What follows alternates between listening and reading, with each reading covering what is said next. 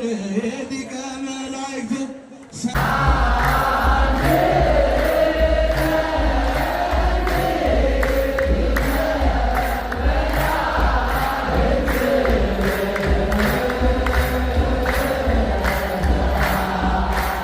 የቅዱስ ገብርኤልን መልክ ድርሳን የሚደግም እሱን የሚያምን ሰው በዓሉን የሚያከብር ጊንጥ አይነድፈውም፣ እባብ በመርዙ አይነካውም፣ ዘንዶ ሊውጠው አይቻለውም፣ አንበሪ ሊውጠው አይቻልም። እግዚአብሔር መልአክ ቅዱስ ገብርኤል የስሙ ትርጓሜ እግዚ ወገብር አምላክ ሰው ሆነ፣ ሰው አምላክ ሆነ ማለት ነው።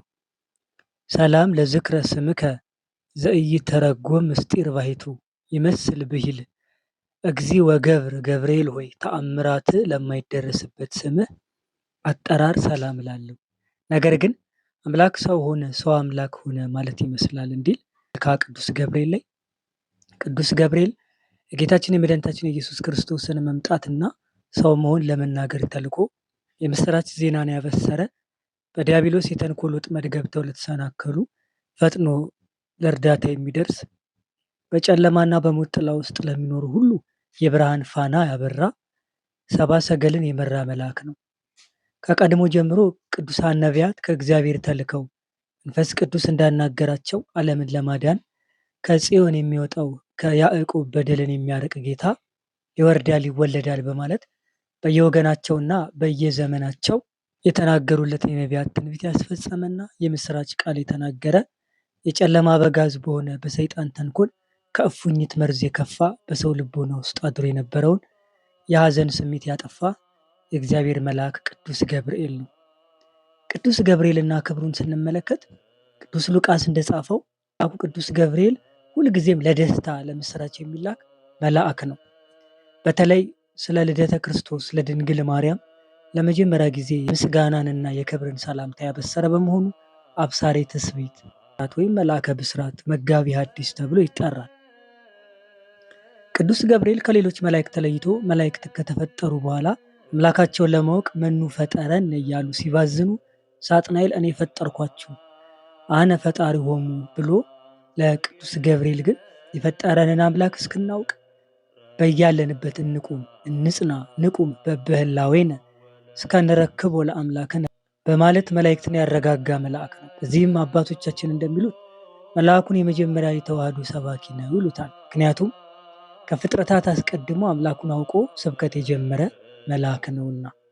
በዚህም ምክንያት ጌታ ወበእንተዝ ይደሉ ከመ ይጹር ዜናሃ ለማርያም ድንግል ማርያምን ያበስር ዘንድ የተገባ ሆነ እንዲል ነገረ ሥጋዌ ለድንግል እንዲያበስር አድሎታል። ከዚህ በኋላም ደጋግ ሰዎችን ለመርዳት የሚወጣ የሚወርድ ሆኗል። ቅዱስ ገብርኤል ከሌሎች መላእክት ተለይቶ ዘውትር በምንጸልያቸው ጸሎቶች ስሙ የሚጠራ መልአክ ነው። ይኸውም በዘውትር ጸሎቶቻችን አቡነ ዘበሰማያት በሰላመ ቅዱስ ገብርኤል፣ በውዳሴ ማርያም፣ በየወድስዋ መላእክትና በመሳሰሉ ጸሎቶች ዘውትር ስሙ የሚጠራ መልአክ ነው። ቅዱስ ገብርኤል ካህናት አባቶቻችን እንደሚሉት ስዕለት ሰሚ እንዲሁም ደግሞ ፈጥኖ ደራሽ መልአክ ነው። በዚህም ምክንያት በክርስቲያኖች ዘንድ እጅግ ተወዳጅ መልአክ ነው። ስለዚህም ፈጥኖ ደራሹ መልአክ ስዕለት ሰሚው መልአክ ይባላል። በሀገራችንም ክብረ በዓሉ በቁልቢ ቅዱስ ገብርኤልና በተለያዩ ቦታዎች እጅግ በርካታ ሕዝበ ክርስቲያን በተገኙበት ቦታ ይከበራል። የዚሁም የሐምሌ ቅዱስ ገብርኤል አከባበርም ከዚሁ ጋር ተነጥሎ አይታይም። የአምላክ እናት እመቤታችን ቅድስት ድንግል ማርያምም ከሌሎች መላእክት ሁሉ በይበልጥ መልአኩ ቅዱስ ገብርኤል እንደምትወደው በድርሳነ ገብርኤል ላይ ተጽፏል። ወንድሞቻችን ሆይ እመቤታችን ድንግል ማርያም ከመላእክት ሁሉ ይልቅ ቅዱስ ገብርኤልን በይበልጥ እንደምትወደው ተመልከቱ። የልጇን የጌታችን የኢየሱስ ክርስቶስን ከእርሷ መወለድ ያበሰረ እርሱ ነውና እንዲል። ቅዱስ ገብርኤል ብርሃናዊ መልአክ ነው ስንል ቅዱስ ዮሐንስ ወልደ ነጎድጓድ በራእዩ እንዲህ በማለት ተናግሯል። ከዚህ በኋላ ታላቅ ስልጣን ያለው ሌላ መልአክ ከሰማይ ሲወርድ አየሁ፣ ከክብሩም የተነሳ ምድር በራች ብሎ ራእይ ምዕራፍ 18 ከቁጥር 1 ላይ ገልጾልናል። ነቢዩ ዳዊትም መላእክቱን የእሳት ነበልባል የሚያደርግ እንዳለ ቅዱስ ገብርኤል ነበልባላዊ መልአክ ነው። መዝሙር 103 ከቁጥር 4 ላይ ቅዱስ ገብርኤል ኃያል መልአክ ነው። ቅዱስ ዮሐንስ በራእዩ ብርቱ መልአክ ደመና ተጎናጽፎ ከሰማይ ሲወርድ አየው፣ በራሱም ላይ ቀስተ ደመና ነበረ፣ ፊቱም እንደ ፀሐይ እግሮችም እንደ እሳት አምዶች ነበሩ፣ የተከፈተችም ታናሽ መጽሐፍ በእጁ ያዘ። ቀኝ እግሩንም በባህር ላይ ግራውንም ደግሞ በምድር ላይ አኖረ። እንደሚያገሳ አንበሳ በታላቅ ድምፅ ጮኸ በማለት በራእይ ምዕራፍ 10 ከቁጥር 1 ላይ መስክሯል። ቅዱስ ገብርኤል የመላእክት አለቃ ነው። በራማ በሚሰፍሩ 10 ነገድ የነገደ ሰራዊት ላይ የአርባብ አለቃቸው ቅዱስ ገብርኤል ነው። ነቢዩ ሄኖክ በሰራዊት ሁሉ ላይ የተሾመ መልአክ ቅዱስ ገብርኤል ነው ብሎ የተናገረው ለዛ ነው። በዚህ ምክንያት የራማው መልአክ ተብሎም ይጠራል። መጽሐፈ ሄኖክ ምዕራፍ 10 ከቁጥር 14 ላይ ቅዱስ ገብርኤል ፈጣንና ሩህሩህ እጅግም ደግሞ የዋህ መልአክ ነው። ሊቃውንተ ቤተክርስቲያን እንደሚሉት በመድኃኒታችን በኢየሱስ ክርስቶስ ስነ ስቅለት ጊዜ በመስቀል ላይ የደረሰበትን መከራ አይቶ አላስችል ቢል ሰይፍ ወርውሯል። ዓለምን የሚያልፈው ቅዱስ ገብርኤል የወረወረው ሰይፍ ሲያርፍ ነው ይላሉ። ይህ በእንዲህ እንዳለ መልአኩ ሰይፍ እንደወረወረ ከዚህ በታች በተጻፈው አባቶቻችን ሊቃውንት በነገሩን ቅኔ ላይ ማወቅ ይቻላል። አባቶቻችን እንዳሉት ገብርኤል ሆይ በዚያ ድብልቅልቅ ሽብር በሆነ ዕለት ከጌታ እግረ መስቀል ስር ለቆሙ ተረከዞችህ፣ ጫማዎችህ ሰላም እላለሁ። ገብርኤል ሆይ የጌታን ትዕግስት የአይሁድን ግፍ ተመልክተ በታላቅ አደባባይ ላይ ሰይፍ ቁጣን አምዘግዝገ ቅዱሳን አንስት ክርስቶስ ተነስቷል ስላልካቸው የትንሣኤውን የምሥራች ይነግሩ ዘንድ ወደ ሐዋርያት ሄዱ እንዲል በዚህ ቅዱስ ገብርኤል ከዓለም በፊት አምላኩን ያወቀ ዓለም ልታልፍ ስትል የወረወረውም ሰይፍ እንደሚያርፍ ሊቃውንቱ ያስረዳሉ። በሀገራችን በተለምዶ ሚካኤል እንዳየህ ገብርኤል እንዳያየህ የሚባል አባባል አለ። ይኸውም የመልአኩ ተራዳይነት እንዳለ ሆኖ ተነግሮ ለማይሰማ አካል ግን መልአኩ ፈጣን እንደሆነ እንገነዘባለን። በተለያዩ የመጽሐፍ ቅዱስ ክፍሎችም የቅዱስ ገብርኤል ቁጣ የምንሰማና የምናይ ቢሆን ለምሳሌ ካህኑ ዘካርያስን የመልአኩን ቃል ባለመስማቱ ባለመቀበሉ ዲዳ ሆኗል። በተጨማሪም በኢአማንያን ዘንድ ሳይቀር መልአኩ ቅዱስ ገብርኤል ይፈራል። ሉቃስ ምዕራፍ 1 ከቁጥር 11 ላይ የቅዱስ ገብርኤል ተራዳይነትን ስንመለከት ቅዱስ ገብርኤል ቅዱሳት ሰማዕታትን ገድላቸውን እንዲፈጽሙ እሳቱን ስዕለቱን ተሳቀው ወደ ኋላ እንዳይመለሱ ተጋድሏቸውን እንዲጨርሱ ይራዳቸዋል። ይህንንም በመጽሐፈ ዳንኤል ምዕራፍ 3 ከቁጥር 25 ላይ ክርስቶስ በስደት ሲሰደድም ሲመለስም እንዲናገር የተላከ መልአክ ነው። በማቴዎስ ወንጌል ምዕራፍ 2 ከቁጥር 19፣ ሉቃስ 1 ከቁጥር 8 ላይ ተገልጿል። ቅዱስ ገብርኤል የእግዚአብሔር ባለሟል ነው። እኔ በእግዚአብሔር ፊት የምቆመው መልአኩ ቅዱስ ገብርኤል ነኝ እንዳለ ቅዱስ ገብርኤል በእግዚአብሔር ፊት የምቆም ማለቱ ለእግዚአብሔር የተወሰነ ፊት ኑሮት ማለት እንደ ንጉሥ ወታደር በእግዚአብሔር ፊት ተገትሮ የሚቆም መሆኑን ለመግለጽ አይደለም። ምንጊዜም ከእግዚአብሔር የማይለይ መሆኑንና አማላጅነቱን ለመግለጽ የተጠቀመ ወይም የተነገረ ቃል ነው እንጂ ሉቃስ ምዕራፍ 1 ከቁጥር 19 ላይ ማየት ይቻላል። ቅዱስ ገብርኤል ምዕመናን የሚጠብቅ ጠባቂ መልአክ ነው። ስለዚህ ምስክር የመጽሐፍ ቅዱስ ጥቅሶችን ብንመለከት በመንገድ ሁሉ ይጠብቁ ዘንድ መላእክቱን ስለ አንተ ያዛቸዋል፣ እግርህን በድንጋይ እንዳይሰናከል በእጆቻቸው ያነሱዋል እንደተባለ በመዝሙር 101 ከቁጥር 11 ጀምሮ የእግዚአብሔር መልአክ በሚፈሩት ሰዎች ዙሪያ ይሰፍራል ያድናቸውማል ተብሎ መዝሙር 34 ከቁጥር 1 ላይ በመንገድህ ይጠብቅ ዘንድ ወደ አዘጋጀሁት ስፍራ ያገባ ዘንድ እነሆ እኔ መልአክህ በፊት እሰዳለሁ ተብሎ በዘጸአት ምዕራፍ 23 ከቁጥር 20 ላይ እንደተገለጸ የቅዱስ ገብርኤል ምልጃ በረከት እጅግ ዘርፈ ብዙ ነው።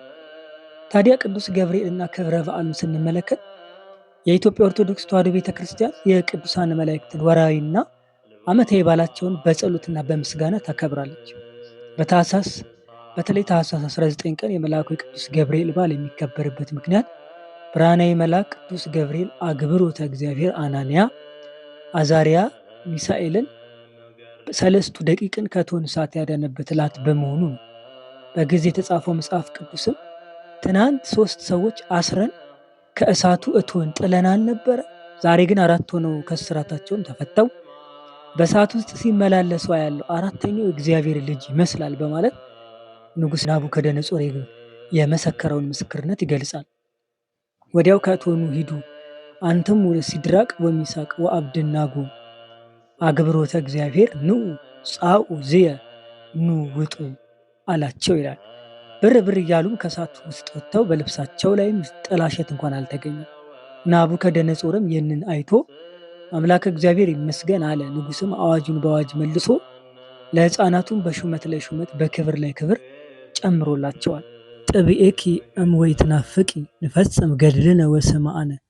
እናቴ ሆይ ገድላችንን ፈጽም ዘንድ ጨክኝ በርቺ፣ አትጠራጠሪ። አናንያን አዛርያን ሚሳኤልን ያዳነ አምላክ ያድነናል። ቅዱስ ያሬድ ዜማው እንዳመሰገነው እንኳን ለታላቁ መልአክ ለቅዱስ ገብርኤል ዓመታዊ ክብረ በዓል በሰላም በጤና ደረሳችሁ። በዛሬው ዕለት የቅዱስ ገብርኤል የቅድስት ቂርቆስ የቅድስት ኢየሉጣ ዓመታዊ ክብረ በዓል ነው። በዚህ ቀን ሊቀ መላእክት ቅዱስ ገብርኤል ቅድስት ኢየሉጣንና ልጇ ቅዱስ ቂርቆስን ከስጋ መከራ እንድታደጋቸው ከፈላ የብረት ጋን እንዳወጣቸው ታሪክ ይናገራል። በዘመነ ሰማዕታት ከሃዲያን ነገሥታት አላውያን መኳንን ክርስቲያኖች ላይ መከራ አጽንተውባቸው ነበር። በዚህ ምክንያት ብዙዎች ሰማዕትነትን ሲቀበሉ፣ የተቀሩት ሀገር ጥለው ተሰደዱ። ኢየሉጣን በ3 ዓመት ሕፃን ልጇን ቅዱስ ቂርቆስን ይዛ ሸሸች። በዚያም በሸሸችበት ሀገር የሸሸችው መኮንን አገኘችው። ሰዎች ነገር ሰሩባት፣ ማቀረቧት እና ስለ አምልኮ ጣዖት ጠየቃት። እርሷን መኮንኑ እድሜው 3 ዓመት የሆነው ሕፃን ልጅ አለ አማልክቶችን ማምለክ መልካም እንደሆነ ወይም እንዳልሆነ ያስረዳ ዘንድ እሱን ጠይቅ አለችው። ከዚህ በኋላ ሕፃኑን አስመጥቶ ቢጠይቀው ነቢዩ ዳዊት የተናገረውን ኃይለ ቃል መንፈስ ቅዱስ ገልጾለት የአሕዛብ ጣዖታት የወርቅ የብር የሰው እጅ ስራዎች ናቸው። ዓይን አላቸው ግን አያዩም፣ ጆሮ አላቸው ግን አይሰሙም፣ የሚታመኑባቸው ሁሉ እንደ እነርሱ ይሁኑ ተብሎ በመዝሙር 134 ቁጥር 15 ላይ የተገለጸውን ቃል በሙሉ ነገረው። ንጉሱም ይህን ሰምቶ ተቆጣና የብረት ጋን አስመጥቶ ውሃ አስፈልቶ ከእቶን እሳት ላይ አስጥዶ ልዩ ልዩ ማገዶችን፣ ጨው፣ ባሩድ፣ ሙጫ፣ ሰም፣ የዶሮ ማር፣ እርሳስ፣ ብረት፣ ቁልቋል ጨምራችሁ አንድዱት፣ አፍሉት ብሎ ጭፍሮቹን አዘዛቸው። ድምፅ አለ ጽህርት ከመነጎድጓድ ክረምት ይላል ቅዱስ ያሬድ። ነበልባሉም ከመጠን በላይ በመሆኑ ድምፁ እንደ ክረምት መብረቅ ነጎድጓድ እስኪያስፈራ ድረስ አስነድዶ ሕፃኑንና እናቱን ወስዳችሁ ጨምሯቸው ብሎ አዘዘ። በዚህ ጊዜ ቅድስት ኢየሉጣ ከጸሞዱ የተነሳ በጣም ፈራች። እግዚአብሔር ኃይልና መንፈስ ቅዱስ በሕፃኑ ላይ ስለነበረ ድንቅና ግሩም ረቂቅ በሆነ ተአምር ገና አፉን ያልፈታ የ3 ዓመት ሕፃን ጥብኤኪ እም ወይትናፍቂ ንፈጽም ገድልነ ወሰማዕነ ብሎ እናቴ ሆይ ገድላችንን እንፈጽም ዘንድ ጨክኝ በርቺ፣ አትጠራጠሪ፣ አናንያን አዛርያን ሚሳኤልን ያዳነ አምላክ ያድነናል እያለ ቢያበረታታትም እናቱ ቅድስት ኢየሉጣ ግን ፍርሃቱ ሊለቃት ባለመቻሉ ወደ እግዚአብሔር ሲል ጸለየ። ጌታ ሆይ የወይኑን ፍሬ ስትሻ ግንዱን ታጠፋለህን? እንደዚህስ ሁሉ እኔን አድን እናቴንም ታጥፋታለህን? ብሎ በጸለየ ጊዜ መንፈስ ቅዱስ አደረባትና መንግሥተ ሰማያትን በዓይነ ሥጋ እንድታይ ያደረጋል። ከዚህ በኋላ ፍርሃቱ ለቀቃትና ልጄ ሆይና ከዛሬ ጀምሮ መምህር አባቴ መካሪ ይልሃል እንጂ ልጅ ያልልህም ብላ ከልጇ ጋር ወደ ፈላው የብረት ጋን ገባች። በዚህም ጊዜ ሕፃኑ ቂርቆስ ሐናንያ አዛርያ ሚሳኤልን ያዳነ አምላክ ያድነናል እንዳለው ለወዳጆቹ ቅርብ የሆነው በመከራቸው የሚደርስ ጸሎታቸውን የሚሰማ ከመከራ የሚያድናቸው እግዚአብሔር አምላክ መልአኩ ቅዱስ ገብርኤልን ላከላቸው። መልአኩም በትምህርተ መስቀል እሳቱን ቢባርከው እንደ በረዶ ቀዘቀዘላቸው። መልካቸውም እንደ ፀሐይ አበራ። የበለበሱትም ልብስ እንኳ ሳይቀር አንድም ሳይጎዳቸው በደህና ወጡ። በመጨረሻም ሕፃኑ ሰማዕቱ ቅዱስ ቂርቆስ እንዲህ አለ። ዘመጠነ ገድል ተጋድልየ ምንተኑ ተአስየኒ። ይህን ያህል ገድል ተጋድዬ ምን ዋጋ ትሰጠኛለህ ቢለው ጌታም አእስየከ ዛሃሎ ውስተ ልብከ ወአዲከመ ይስማ ሰጋዲ ዲበ ሰረገላ ኤልያስ እያአነብረከ ብሎ በልብ ያለውን ሁሉ እሰጥሃለሁ አለ። ዳግመኛም ስጋን በምድር ላይ እንዳይፈርስ እንዳይበሰብስ በኤልያስ ሰረገላ ላይ አኖርልሃለሁ አለ። እንግዲህ የተወደዳቸው የእግዚአብሔር ቤተሰቦች በዚህ ዕለት መልአኩ ቅዱስ ገብርኤል ለእናታችን ለቅድስት ኢየሉጣ እና ለሕፃኑ ለ3 ዓመቱ ለቅዱስ ቂርቆስ ያደረገው ይህን ድንቅ ተአምር እዩ፣ ስሙ። በማሰብም በእኛ ከዘመኑ ፈተናና መከራችን ሕዝባችንን ከስቃይ ከመከራ ከስደት ከሞት እንዲታደግልን የእግዚአብሔር ቸርነት የድንግል ማርያም ምልጃ ይለየን። ተክታችሁ ጸልዩ። የመልአኩ ቅዱስ ገብርኤል ተራዳኢነት፣ የጻድቃን ሰማዕታት የቅድስት ኢየሉጣ የቅዱስ ቂርቆስ በረከት አይለየን። ወስብሐት ለእግዚአብሔር ወለወላዲቱ ድንግል ወለመስቀሉ ክቡር አሜን።